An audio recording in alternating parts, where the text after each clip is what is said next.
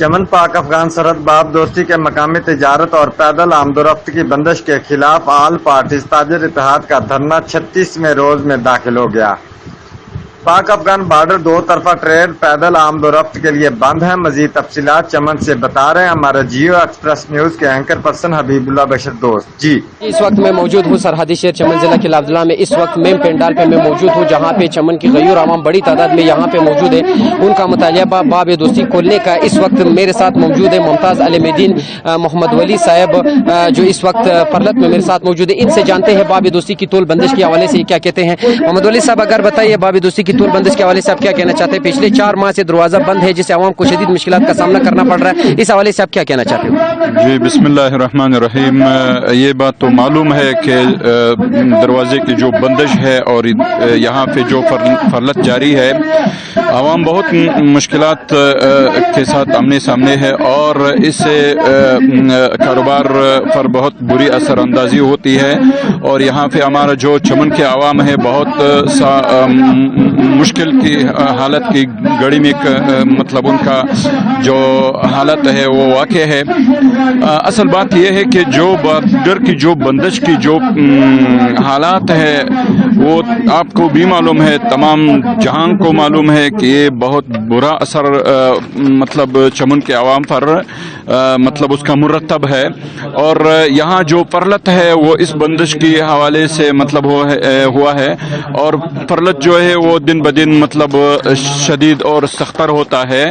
اور عوام کی جو مطالبہ ہے وہ یہ ہے کہ دروازہ کو کھولنا چاہیے اور اس پر کاروبار کے حوالے سے مطلب اس کا جو پالیسی ہے حکومت سے درخواست ہے کہ اس پالیسی میں جو نرمی ہے اور کاروبار کا جو کھولنا ہے اس کو مطلب پالیسی کے حوالے سے اس کو نرم ہونا چاہیے۔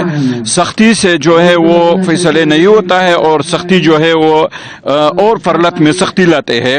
حکومت سے اپنی پالیسی میں نظر ثانی کرنا چاہیے اور جو سختی سے جو فیصلے ہوتے ہیں حکومت کے اندر ان کا برے اثر مرتب ہوتے ہیں اس فرلت پر بھی اور شہر پر بھی اور کاروبار پر بھی اور عوام پر بھی اور غریبوں پر بھی۔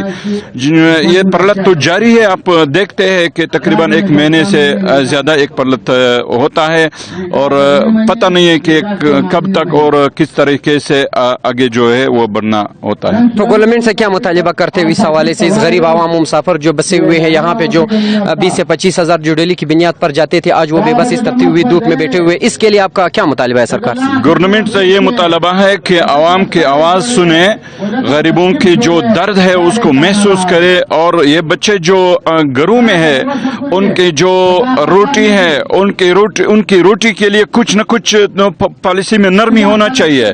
اور گورنمنٹ اور حکومت وقت سے ہم یہ اپیل کرتے ہیں کہ غریبوں کی آواز اگر آپ نہ سنے کون سنے، اور اس کی جو ہمدرد ہے وہ کون ہے؟ آپ ہے۔ اس کا جو دن بدن جو جرائم زیادہ ہوتے ہیں اس کا ذمہ دار کون ہے؟ اس کا مطلب یہ نشئی جو منشیات کے عادی ہوتے ہیں اس کا ذمہ دار کون ہوتا ہے؟ جو جرائم روز پر روز بڑھتے جا رہے ہیں اور مطلب شرانہ خواندگی جو ہے وہ روز پر روز بڑھتی جاتی ہے۔ عوام جو ہے وہ تعلیم کی جو فیس ہے وہ فیس نہیں ہے ان کے ساتھ، یہ کیا کرے؟ ابھی سب چور بن جاتے ہیں۔ آپ کا جو اصل پالیسی ہے وہ ہمیں بتائیے، اس عوام کی جو درد ہے ان کو محسوس کرے اور یہی عوام کا دکھ ہے، یہی پرلت عوام کا درد ہے، یہی پرلت عوام کی آرزو ہے، یہی پرلت عوام کی دل کی آواز ہے۔ اس کا آواز کو سننا چاہیے، پارلیمنٹ کو چاہیے کہ ان کو سننا چاہیے۔ اسلام آباد میں جو بیٹھے ہوئے ہیں مقتدر حضرات ان سے درخواست ہے کہ اس پرلت کی جو مقصد ہے اس کو مطلب سمجھنا چاہیے، اس پہ عمل درآمد کرنا چاہیے۔ جی یہ ممتاز علم الدین محمد ولی صاحب تھا جنہوں نے گورنمنٹ آف پاکستان سے مطالبہ کیا ہے کہ پوری طور باب دوستی کو کھول دیا جائے۔ 25 سے 20 ہزار طبقہ جو چاہتے تھے ڈیلی کی بنیاد پر 4 سے 5 سال جو کماتے تھے آج وہ اس تپتی ہوئی دھوپ میں اپنے حق مانگنے کے لیے پچھلے 36 دن سے یہاں پہ بیٹھے ہوئے ہیں۔ اور لغڑی اتحاد کا بھی یہ مطالبہ ہے کہ جب تک باب دوستی نہ کھول دیا جائے تب تک یہ دھرنا جاری رہے گا اور ساتھ میں جو ہڑتال بھی ہے جو مین شہروں کو فوری طور بلاک کر دیا گیا ہے۔ کیمرہ ٹیم کے ساتھ حبیب اللہ بشر دوست، جیو ایکسپریس نیوز چمن۔